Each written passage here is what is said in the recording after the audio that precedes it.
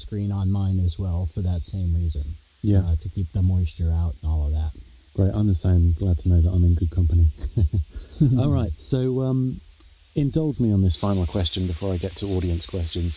I'm just interested to know, what is your dream microphone, Emmett? I'm a huge fan of the Telefunken 251 and many of its clones too. The Bach 251 is great also, and I hear the Peluso's cool, but I haven't used it. But there's something about that mic that just sounds really different to me than everything else out there. Right. And I've never been able to duplicate it with EQ. I've never been able to duplicate it in post. Something kind of magic about it. And so I'd love to have one of those hanging here. Cool. What about you, Dan?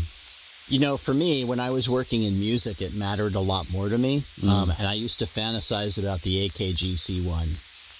That was just, to me, that was like the holy grail of microphones back when I was doing music. But now, you know, I'm pretty happy with my 416, honestly.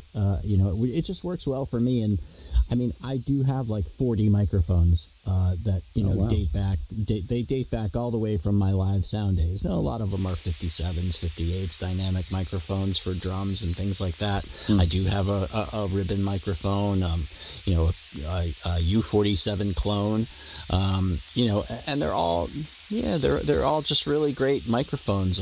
But I don't fantasize about microphones so much anymore. I think if I still worked in music, I would probably, or if I were doing a lot more music, I would probably be much more tuned into, oh, what do I want next, and that sort of thing. But